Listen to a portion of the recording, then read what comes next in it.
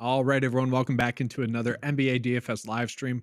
We have a Friday slate here for you guys, and it's going to be a Friday slate with, and I'm putting in DK's words, non-late swap. That's the contest names. I was kind of joking with Chuck beforehand here that it took me like a good 5 seconds to find the contest for tonight because they switched the name on us. But yes, non-late swap is here. What is your kind of thoughts about it for tonight? I don't know. When I first heard about it, I thought I wouldn't mind, but then as the slate got closer, like I didn't reg my contest last night like I usually do, and then when I was regging today, I registered a little bit light. Still threw like 40 in the 150 max $4, but I don't know. Like what I was saying to you before the stream, why wouldn't they try late swap and put the entire slate, like all the games on the slate? There's two late games tonight that aren't on the DK main slate, and so I don't know. I just, if you're gonna experiment, I think you should fully experiment because the last game on this slate starts an hour after the previous Mhm. game, right? So two. So Yeah, it's yeah, 8 Eastern and then 10 Eastern and then 10:30 Eastern, which is not like that significant. yeah. But I don't know. I feel like if you're gonna try it all the way because it's like today. I mean, you only have to be at your computer for an hour if they had regular late swap, right, for DK. Mhm. So I don't know. We'll see. Like I've mentioned this before, Petty Theft, who to me is the best NBA DFS player, mentioned that he thinks his edge is largest before the slate locks because he's better at predicting minutes, better at predicting like injury stuff Mhm. than the field, and like you don't have to be 100% right about injuries. Just kind of like everything in DFS, it's all about small edges, and if you give yourself a few percent on, especially on these weird slates that people just aren't used to playing, then Yeah. that's enough. And so like might not work out tonight, but I mean, we really need like a whole season or a few seasons of no late swap to see, like to really see the difference in results, right? And kind of to your point, I've seen a couple of screenshots for like the Occupy Fantasy MLB preseason.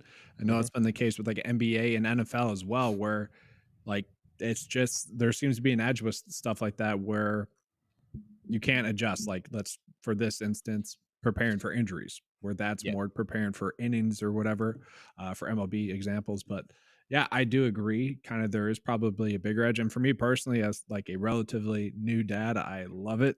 That way, I don't have to like worry about stuff after lock. That's the most annoying part. It's like having an alarm set for like potential news. That's the grind. Right. Have to keep your phone like right on you to get those underdog notifications. And God forbid you're eating dinner or something where you're not around your phone or whatever. And I'm glad. I'm happy about it. So, but I Yeah. get both sides.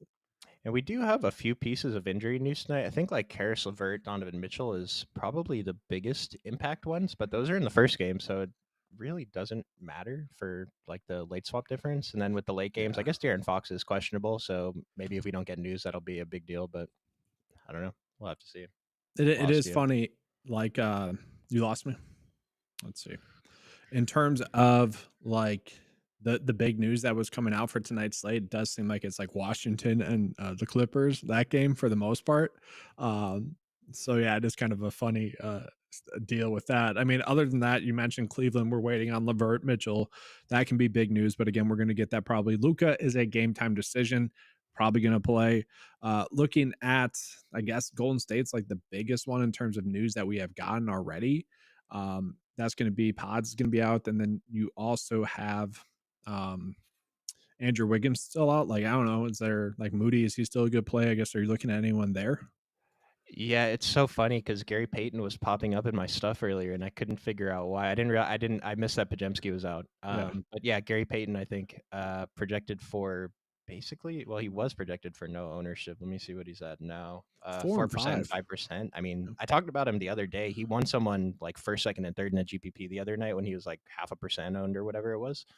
And tonight, I mean, we haven't projected for 20 minutes. And to me, 20 minutes of Gary Payton is enough. I do think he has potential to play more. It's kind of weird because if Chris Paul and Klay Thompson both come off the bench, I imagine one of them will start with Pods out tonight.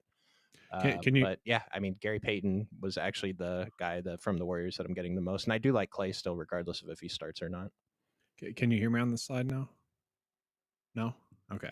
No, lost you again. Yeah, no. So I'm actually wondering, what are your thoughts on like Chris Paul too, like just in general, because he does feel a little bit too cheap, even if he does get 26 minutes. And then like Moody is chalk on FanDuel. Are you fine eating that chalk? Moody, I don't know, 3,900. It's hard for me to say no, but this is still a situation where it's just unless he's having the game of his life, he's probably not going to get that last fourth quarter rotation. Mhm. And at his price, I mean, it's not killer. He played 26 and 23 minutes over the last two games, and he Yeah. did fine. It's like I don't know. I think he's fine on FanDuel. On DraftKings, though, I think that just with the way the pricing structure works, we can try and find other spots. Yeah. And then I do feel like Chris Paul is maybe a little bit too cheap tonight, even if he does get his 26 minutes. Like going against Toronto, like I feel like that's a matchup I want to be targeting. And so I don't know. I feel like he's too cheap and a little bit too low owned at 2%. Like I don't know. I felt like he should be double digits tonight. No, I agree. It's gonna be weird if that doesn't go up with pods out. Like I imagine the minutes we have Chris Paul projected for 26. I don't Mhm. think that would have changed with pods being out. No. Maybe he has potential to play a couple more, but 26 seems like a good projection. Pretty strong GPP play, I'd say.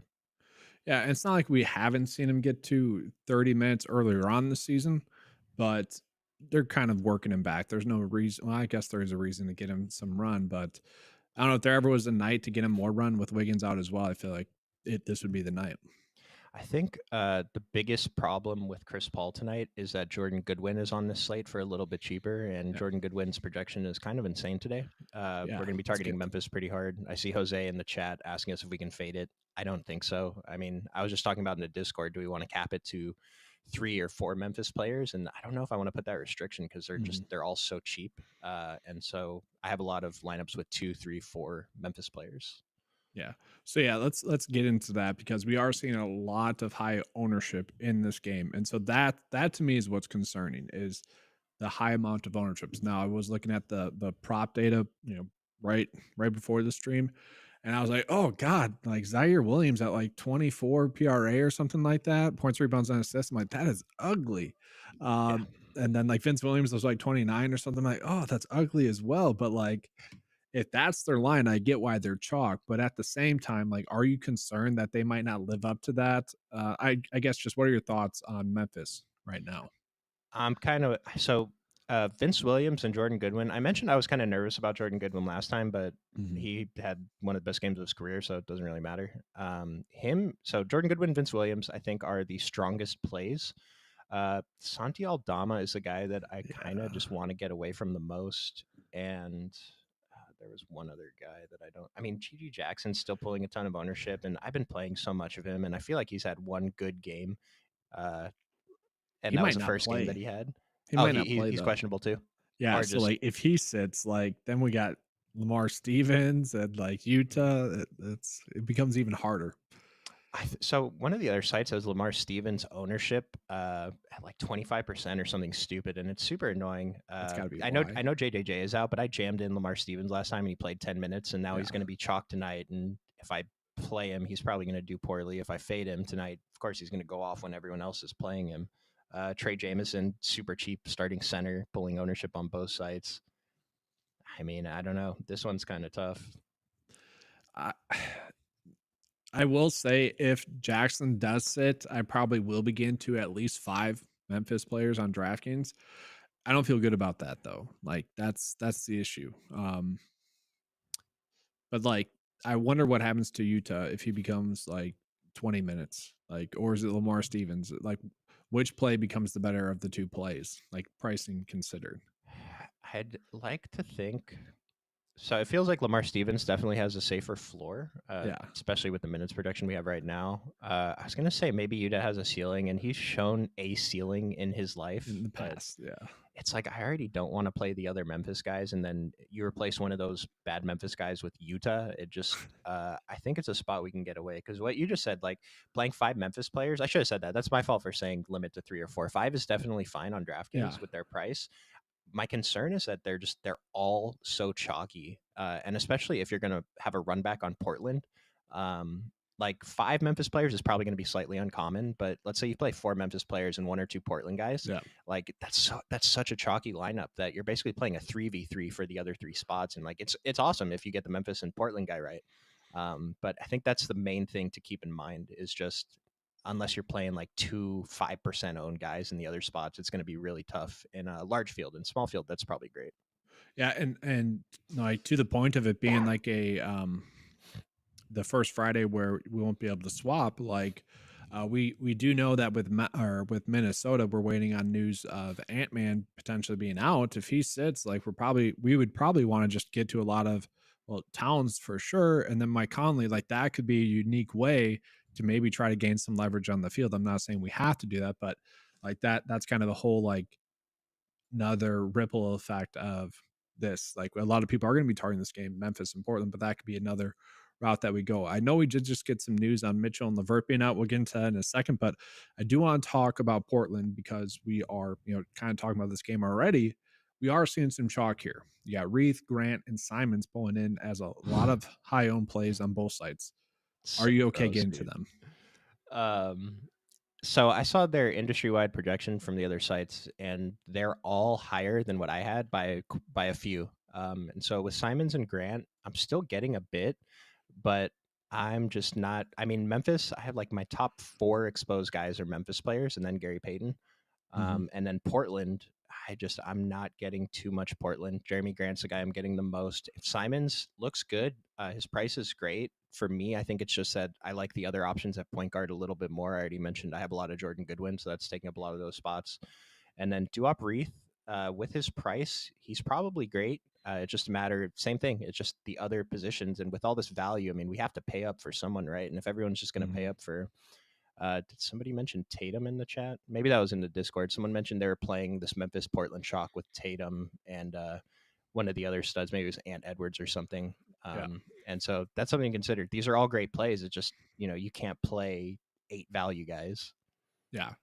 Um, I will say I'm fine getting to Grant and or Simons. Anything more than that, I just don't feel the need to do it. Like I might cap it at 2 Portland players, but while we're talking through it, it does feel like people are just kind of loading up on this game because Yep. that's like the known factor of tonight's slate, at least at the start of the day. And maybe with the non-late swap, that I think that is pulling a lot of ownership right now.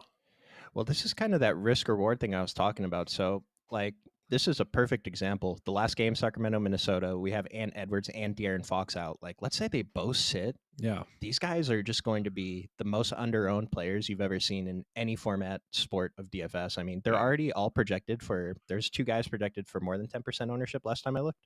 I think it was Ant and Cat. And then if Ant's out, these guys are just. Oh man, it's like that's the edge today. If you want to jam in Memphis and It Portland, is. like it's super risky. It's not going to work out most of the time, but Yeah. it only has to work out once. Well, Um, that's I think that's the edge there. It's that obviously it's already like winning GPP or even finishing like top 10 is a very low likelihood of happening. yeah. And so like doing something like that, chasing less than optimal, but chasing the news like that, that's where you're getting the edge. Not per night basis, and you're going to lose more often than not, but that's where you get that upside, which it's tough to give advice based off of that, to be honest with you guys, because it's like, yeah, that can be a big edge, but at the same time, we want to lead you on the best plays each and every night. So that's going to be the difficult part for sure. Yeah, it's hard for me to balance specifically because I take probably too many risks Mhm. with my player exposures, and so I try to stick as much to the data when I'm talking on the shows as I Yeah. can. Yeah, exactly. I do want to start out with actually the Brandon Miller news, and then we'll get into the Cleveland news here. So we got news that Brandon Miller's out, and I actually think that's a little bit more significant than the Cleveland news. So I want to start with that. To me, and let me just refresh this real quick as well to see if the data update. I doubt it because this news just hit, but instantly I want to get to Trey Mann, and then probably Miles Bridges a lot. Maybe Grant Miller. Seth Curry is going to start for Brandon Miller. I don't know. What are your initial thoughts here? Oh yeah, Trey Man. One of our Discord mainstays, the douche. We already talking about Trey Man in the Discord. If Brandon Miller's out, he's probably going to go overlooked. I already mentioned Jordan Goodwin's going to take up a ton of point guard spots. And Trey Man, people will swap onto Trey Man, but Mhm. I mean, the ownership we had him for less than 10%. If his ownership stays kind of low, then I think it's just people are going to disproportionately be playing Jordan Goodwin over Trey Man. But I like getting to a bunch of both of them. Cody Martin's probably going to help handle the ball a bit, and Mhm. then Miles Bridges is Miles Bridges. I mean, he was great for a while. He's been poor the past couple games, but he He looks good too. has that Grant Williams effect, I guess. But Oh, he's back to being top 10. Grant Williams, he had a good game yesterday. after what, 3, and then yeah. So Yeah. They come in bunches of threes, 3 good games, 3 bad games. Now he just had his first of 3 good games yesterday, so load yeah. load up Grant Williams tonight. I don't know. Does Seth Curry become a good value though? Like if he's starting, he's projected for 21 minutes right now. I could see that getting up to like 25. And if he gets like 25 minutes or so, like he should be able to hit value. I don't know if he's going to get GPP winning upside, but he certainly feels like a good safe value. So in a vacuum, he's probably great. He's currently projected for 0% ownership. For me, the determining factor in how much Seth Curry I'm going to play. Sorry, guys. How much Seth I'm going to play tonight is what his ownership comes in at. Like I just mentioned, we already have all the value on the slate, and Seth Curry is pretty volatile. As these cheap value plays go. Like yesterday, he put up 11 fantasy points in Yep. like 1 minute, and then I don't know if he did much for the rest of the game. I think every other value play is probably going to be pretty good because it's like even if Seth Curry starts, his minutes are not guaranteed. They're not locked Yeah. in. He still has the potential to definitely get benched. They have Micic now, who Yep. apparently is a point guard. I didn't even realize that.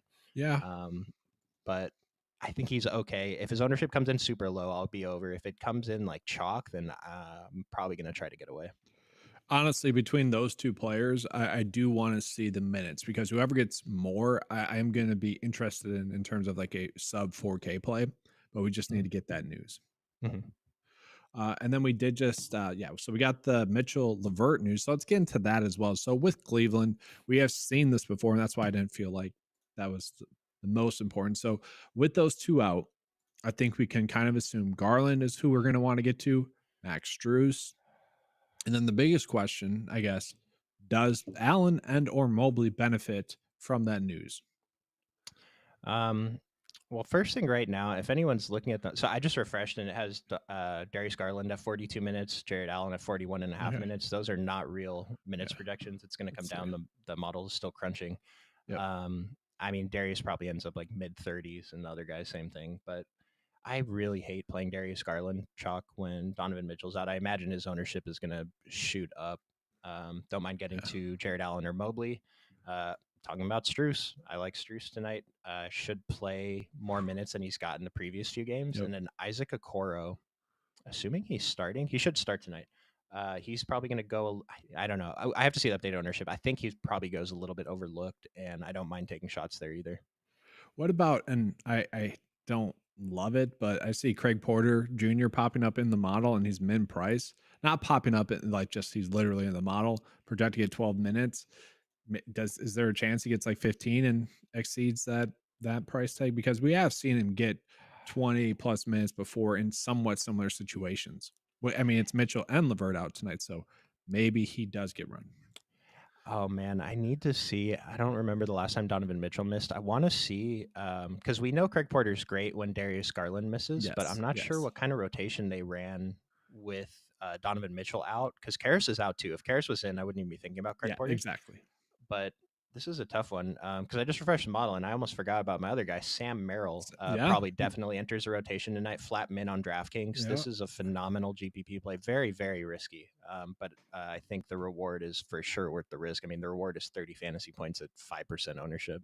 Yeah, if he well, so this is like kind of goes together. I was gonna say if he gets 20 minutes, it's gonna be because he's hitting his shots. Like he's a good Hmm. three ball shooter.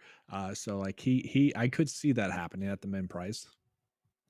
Yeah, and so I think I would prefer Sam Merrill over Craig Porter. It's just Mhm. I don't know. Sam Merrill can get some of Karras's minutes, some of Donovan's minutes. Where Craig Porter, I don't know if they're going to run Darius and Craig Porter next to each other. I'm trying to find one of the previous games, but probably not Yeah. going to be able to before the stream ends. Yeah.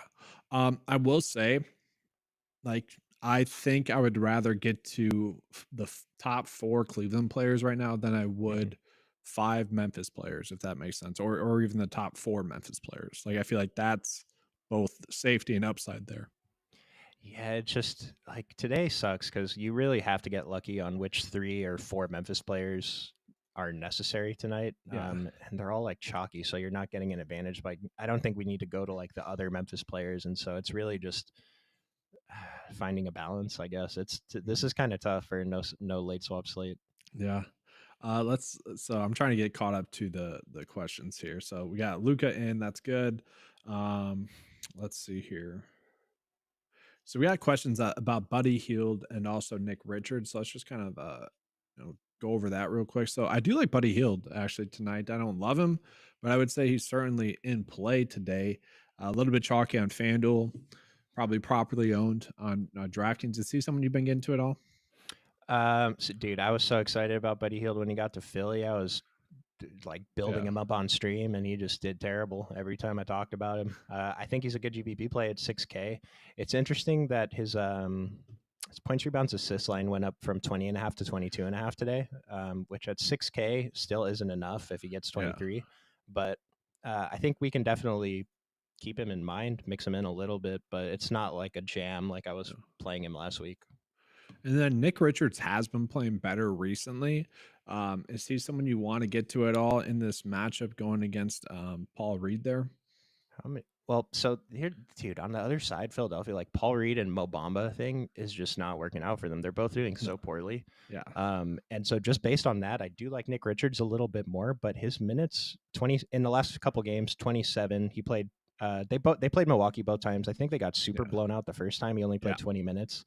But in the games before that, he played 33, 29, 28, 29. And so if he gets, we haven't projected for 31. That seems like a little bit heavy of a minutes projection. But if he gets 29 minutes, he's going to be a fine GPP play of 4 and 2%, but not a target for me, unfortunately. Yeah, I think that's fair. So, we got this interesting question. So, you like Seth Curry or Moody better? And it's funny.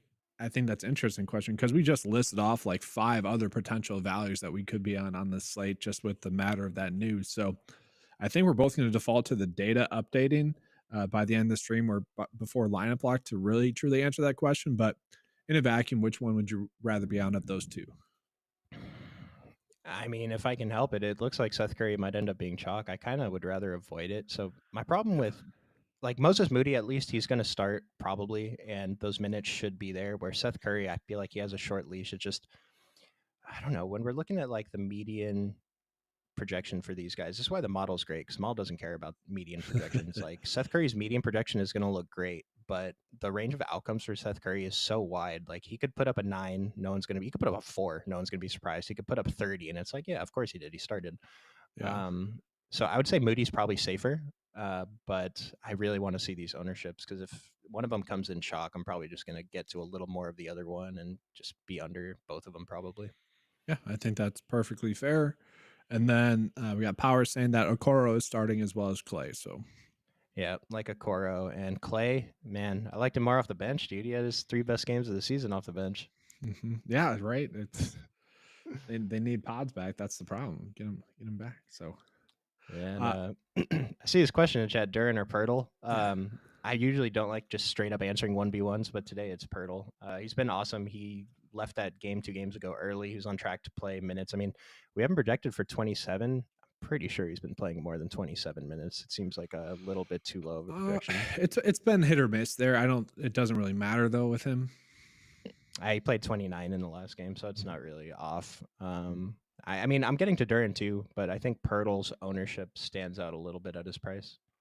Yeah, he's someone that definitely provides like GPP winning upside. Where don't get me wrong, Dern has done that as well, but for tonight's slate, it does feel like, especially considering matchup, Pirtle is a little bit better, but Dern's fine as well. Just Yeah, I usually hate making these decisions purely based off matchup. If it was a yeah, pure coin flip, then maybe. But Jalen Duran is going against Allen and Mobley, which is, as we know, it's kind of tough. So I don't know. It does feel like kind of purely a coin flip to me, and so it's I close. kind of I kind of want to default to the matchup there. So we're getting a lot of questions. Let's just hammer them home some more. So we got Simons or Vince Williams, which to me is a strange question because Simons I feel like certainly holds more upside, but pricing considered, I guess. Let's see what the data says. Vince Williams, 9.5 for the OF index, 15.6 for DraftKings value. And then Simon's here, less of a value, better OF index play. Uh, yeah, I mean, they're pretty close. I don't know. I guess the model's like crunching everything right now because I have Vince Williams as a much better value play at the price with also a higher OF index. My Okay. answer is going to be Vince Williams. He's my second highest owned player after Jordan Goodwin. I think I'm fading Anthony Simons today, but again, it's not because I don't like Anthony Simons. I just like the other plays at the position a little bit more. Yeah. I will say, I before we got that Cleveland news confirmed, I was getting to Simons a lot more, but that could change because I do think I'm going to want to kind of hammer home a lot of the Cleveland plays. But that news to me with the Cleveland news, that I think that's just going to make me get off of some of the Memphis plays a little bit, not completely fading the chalk. So And with Simons again, I mentioned this earlier in the stream, but his like industry wide projection is like 3 points higher than I had him projected for in my stuff. And so it's just something to keep in mind. And the model does agree with what we just said. So yeah, I mean he hasn't been great lately, that's for sure. yeah, yeah. The point is, I think the industry is overvaluing him a little bit tonight Mhm. because it's like they're mostly involved in blowouts, right? And the Yes. projection does account for that a little bit. But I mean, we haven't projected for 37 minutes. We're not concerned about blowout and a one Mhm. point spread against Memphis tonight. Yeah. Let's see here. So we can kind of quickly Akaro for cash on FanDuel.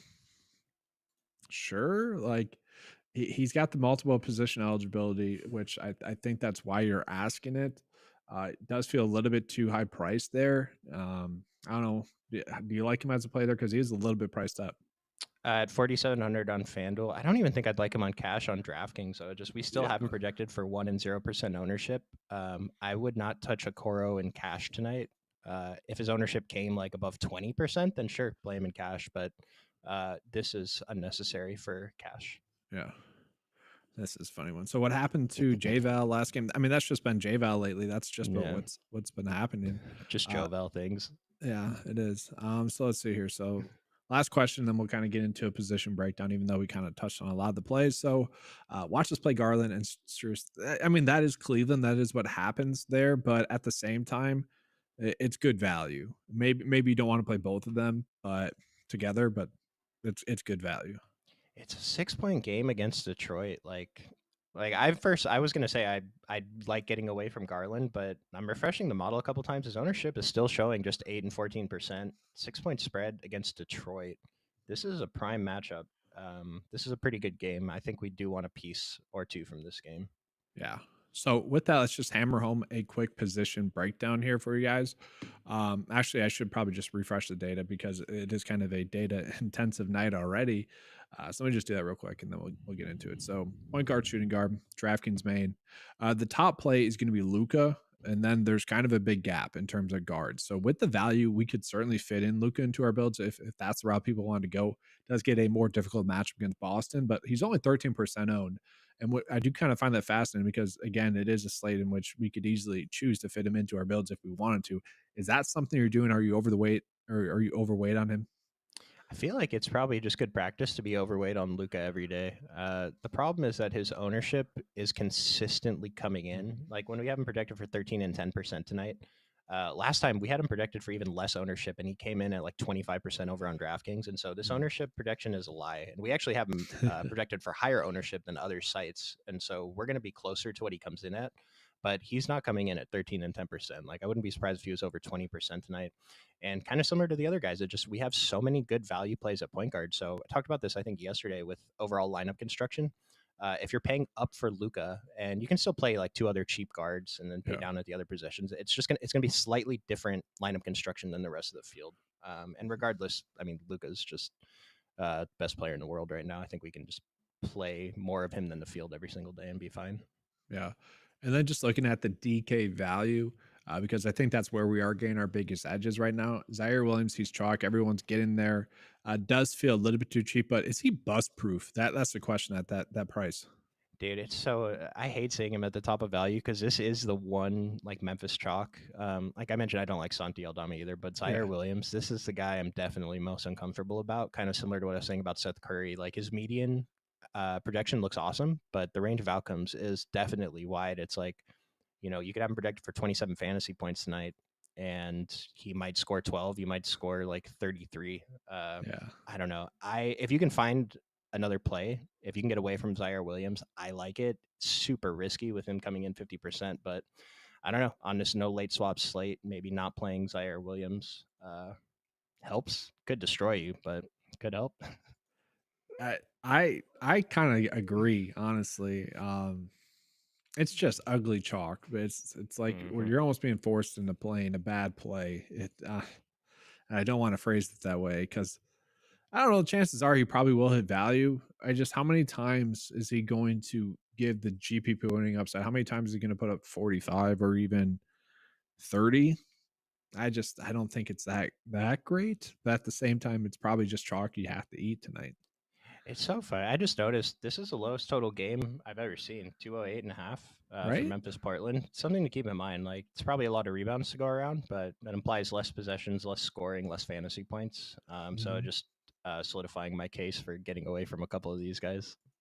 Yeah, and then looking at kind of the next values, and just real quickly as well, I guess just to get that point home, like Vince Williams will have a decently high usage rate. Jordan Goodwin, we know he has a high usage rate, and that's where I'm like, it's strange to me that both like all three of those players are extreme chalk. Like it would make more sense to me that one of those would have a slight dip in comparison. Yeah, it just I mean, this is a weird situation. We see this with a team every season in DFS, but you gotta understand like the way that these sites handle the data, handle the information, the sample Yeah, sizes are so small with like I mean, it's a little bigger now with John Bain being out for so long, but with, like JJJ off the court, like with this exact set of guys are running out tonight, we really don't have that much data on on like accurate usages and stuff like that. So yeah, it's a lot of guessing. yeah. Yeah, I agree. Yeah, but yeah, looking at the next kind of values that we have, none of them are high owned. Seth Curry, Struce is very low owned. I would imagine that'll change with Struce at least. Um, a little bit of Garland, Drew Holiday, Cody Martin. I mean, I do think those are going to change, but do you like any of those ones more than the field? I like Struce more than the field. I like Cody Martin more than the field. I don't love him though. And other than that, I'm just gonna eat the chalk with the other guys except Zaire. Yeah, yeah, I think that's fair. Um, and then just sorting it by chalk real quick. Yeah, mega chalk today. Mega chalk today. And that's probably why Luca is as low owned as he is, Mhm. because everyone's just playing the chalk. Yeah, there's a lot of good guard plays today. Let's just say Fox plays or doesn't play. Like Fox feels too cheap, but is he someone that if he sits, is like is Hoarder in play at all? I'm not sure. I'm pretty sure Monk should like let's say Darren sits.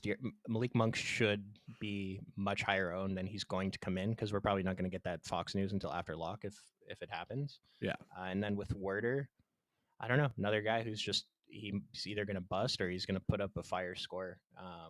But he's going to be a super low on GPP play as well. So, Yeah, and everyone for Sacramento is currently pretty low owned. mm-hmm, So let's see mm-hmm. here. So let's get back into some questions and then we'll get into the forwards here and kind of just rapid fire probably here. So Tobias Harris tonight. Um, you could. He's not terrible, but I don't think you need to get there. Not a guy I was really thinking about at all. Yeah. Yeah, I think he's fine. Like I went fine to close out a build with, but yeah, don't sleep on Mobley tonight. I mean, this is the issue with Cleveland. It's that specifically with Jared Allen and Mobley. It's yeah, one of those two are going to go off, and chances are they probably both get a slight improvement. I believe the last time we saw Donovan Mitchell out, I think Garland might have been out as well. So like Mobley had a big, and this is early on the season. I think had a big bump in usage. So I don't know if we've seen that recently. I don't think so.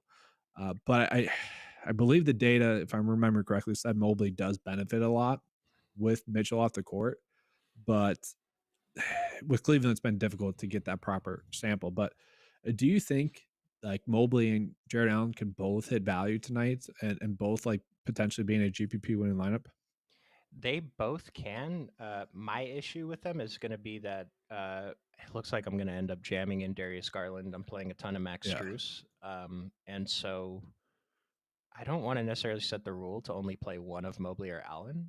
But I mean, just think about it intuitively. Like it's hard to end up in the winning lineup, especially if we have one of Garland or Struess Yeah. already in that lineup. Yeah. Um, I don't know. I think they're both okay individually. Like if they show up in my lineups, I don't mind it, but I'm not gonna intentionally try to get more of these guys like I am with Garland and Struess. And I will say, I'm shocked that I've refreshed this like 3 times now. I'm shocked that the ownership hasn't come up more on those two, Garland and Struce, Yeah. and we haven't projected to get 35 minutes. Like if they do that at their prices, they should be able to hit value. Hmm. And I say that I just ran a new build. I'm getting all the Mobley, so play. I like Yeah. Mobley, I guess. Well, Mobley's easy because he's power forward center eligible on both sites, and then Jared Yeah. Allen is also power forward center eligible on FanDuel. So like, Hmm. I think on FanDuel, I feel very happy playing both of them. Do we exactly want to sacrifice the center slot on, Allen tonight? I'd be fine with it. Yeah, I was trying to see what other center. Like we've talked a lot about which guard pivots Yeah, and whatever, but like we'll centers, I let's get mean, into centers real quick. centers is kind of tough tonight. I think Carl Towns, Porzingis, Mobley, getting guys like Trey Jameson, Lamar Stevens, Pirtle, Grant Williams. Like it's basically my center exposure. A little bit of Duop Reith and Jalen Duren. Well, I think that's why Jameson is so high owned right now compared to everyone else. It's just he's easier to work. And same thing with Reith. It's Hmm. just like they're so easy to fit into a build center wise that you can kind of just figure it out elsewhere. But I do think that's where you can get to more of Allen. Porzingis against Dallas. Maybe people are. Is it in Dallas? Are people buying into some sort of revenge game narrative there? I like it. Uh, no, it's at Boston, so whatever. Um, yeah, I think mine's gonna be more concentrated than that. It's gonna be Jameson, Allen, Mobley, Reith, and maybe Well, not even Reith. I'm looking at like the ownerships for center, and it's like we know we have the chalk at guard. We have some Yeah, chalk at forward in Vince Williams and Edwards. I think Okoro is probably going to come up. yeah. Jason Tatum. Where at center, I mean, we have Duop Reith, Trey Jameson, Jared Allen, Cat, Kristaps, and Mobley. And then Lamar Stevens. No one else is above 10%. And so center looks like it's definitely the position that the field is having the most trouble with today. Mhm. Possibly the spot where you can find the most edge, but I'm not quite sure which direction to go in yet. Well, we did kind of. I forget who asked it, but we had a good question about Derlin or Joachim Pertl, and they are good GPP plays. Like that's certainly, I think, good leverage spots tonight. Yeah, model has a Pirtle with a 9.90 F index versus Dern's 8.8, and Pirtle 15.7 DK value versus Dern's 12.7 DK value. So the model definitely prefers Pirtle, Mhm. especially at the lower price and similar ownership. Yeah. Yeah. And then real quickly, let's just get into some forwards real quick, and then we'll jump back into some questions. Try to give you guys a first look build as well. Kind of pressed up against time. But looking at it right now, Tatum is getting some ownership. Ant-Man's getting some ownership right now. It seems like people are that's their pay ups tonight. I don't know if I view that as being perfectly correct. But what about you?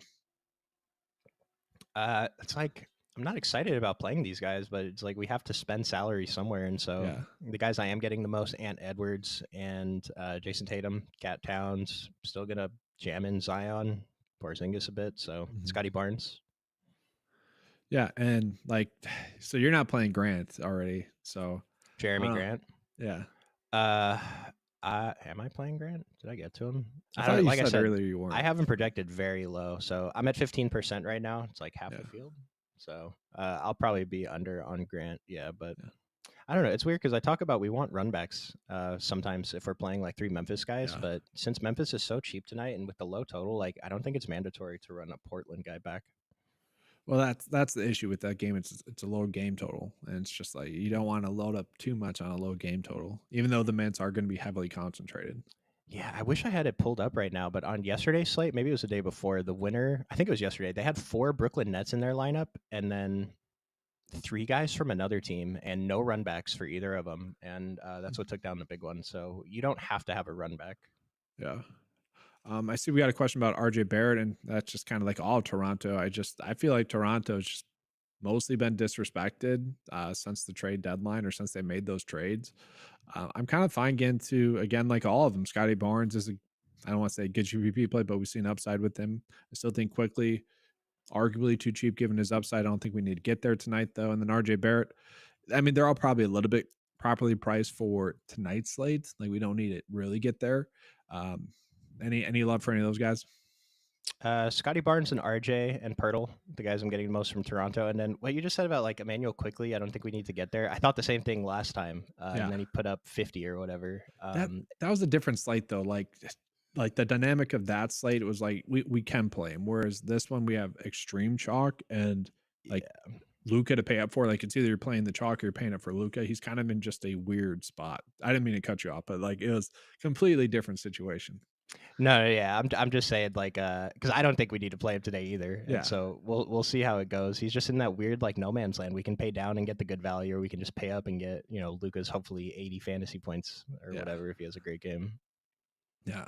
I did find this question coming in from Ken, kind of an interesting one here. So, do you think chalk becomes even more high owned without late swap? That's what I think. That's my Yeah, kind of general consensus with the ownership being as high as it is tonight. I think so. Yeah, and just I don't know because we can't plan to leave roster spots open in the last game to swap to like if De'Aaron or Anthony Edwards is out, right? And Yeah. people are just gonna load up on the first games. Like, luckily, the first game, Cleveland, Detroit, we're gonna have some chalk on Cleveland. I don't think we're gonna have much chalk in the others Yeah. in the other teams though, and so maybe those don't come in as concentrated. But if we get any news before the other games start post lock, then I don't know. I mean, there's no late swap, so I guess it doesn't matter. Yeah, exactly. Let's go ahead and jump into kind of a first look build here. So the question is like who's the starting point? Is it just eating some of that Memphis chalk? Yeah, for me, it's gonna be Goodwin and Vince Williams. Okay. I would agree. I would agree with that. So that's good. And it's just like I guess it's more we've seen it before. I guess they have a longer leash and trust with those two. So I'm fine with it. I like the multiple position eligibility on Vince Williams as well. After that, is it Garland for you? Like, I don't know, like who would you be your next play that you want to get to the most? Or is it I someone didn't think else? I didn't think it was gonna be Garland, but yeah, it's Garland and Struce actually. Okay, I'm fine with that as well. Let's see. Struce, I could see making a case to like not play Vince Williams because I feel like we could get the same production out of Struce than we could Vince Williams at a much cheaper price tag. I'm not saying we need to do that right now, but like roster wise, obviously it's not as likely, but I could see that happening. Um, I don't mind that. af- huh? I don't mind that. Yeah. After that, is it Grant, Simons, Trey Jameson? Gigi Jackson being that high owned, even though he's a game time decision, is definitely interesting to me. He's Uh, expected to play. We got is it. he We got now? a Okay. notification. Yeah. Okay.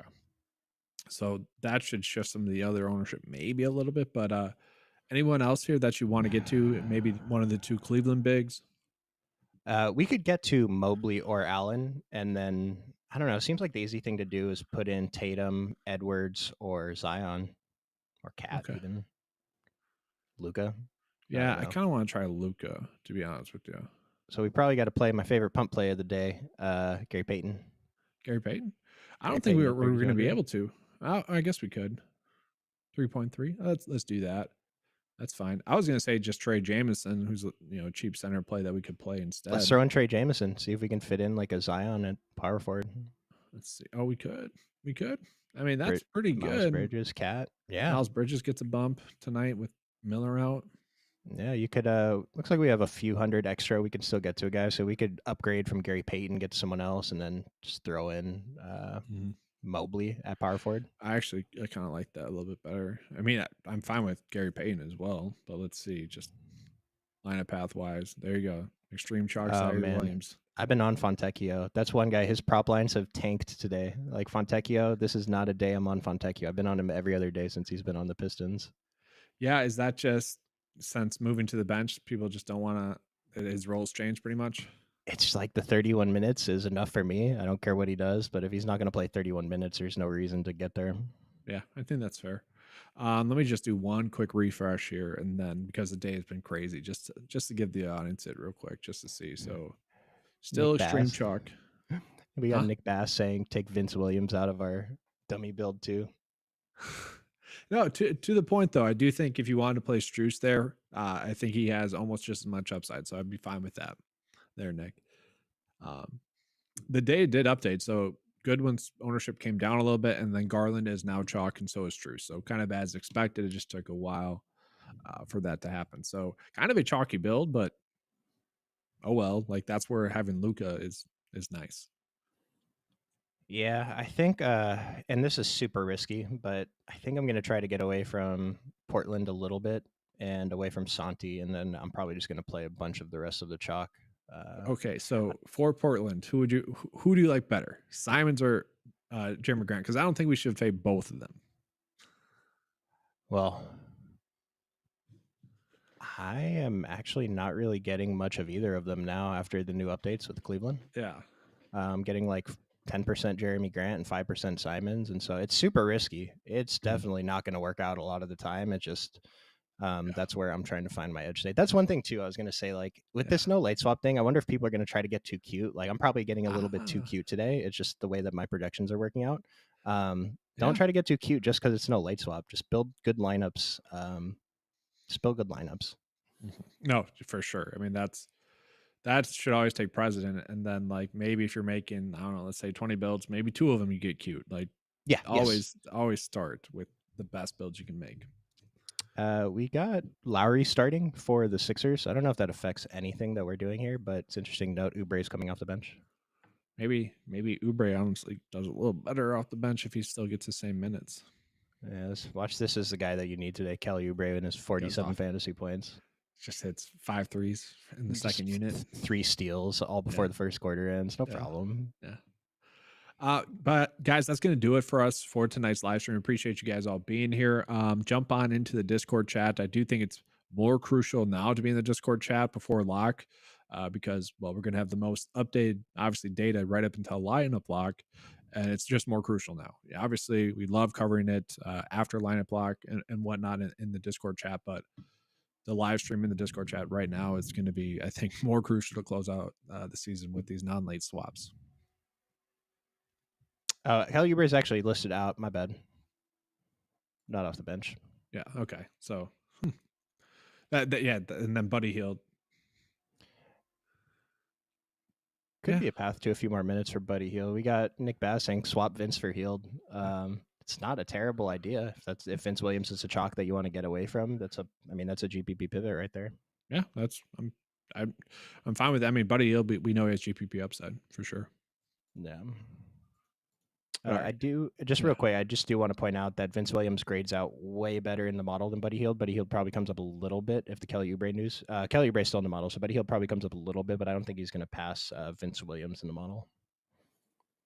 Yeah, I mean, just real quickly, we'll do it. I know we did the send off, but let's just see here real quick. So, my instant thought was like Payne or even Batum. We saw Batum just get a ton of run earlier on in the season in similar situations. I feel like he's the play.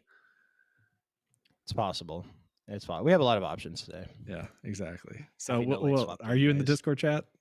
I'm not doing the Discord, but I'll be like, I have it open on my screen until lock. I was gonna say, I might have to ask them that. Just all right, Batum play or not? Yeah, throw it in there. What do you think about this guy? Yeah, exactly. Let them handle it. All right, but any closing thoughts here? No, we got Nick in the Discord. Good luck on no late swap, guys. Hopefully, we still have some fun discussions in the Discord post lock. Good luck. Hope it works out for us. Yep. Good luck, everyone. See ya.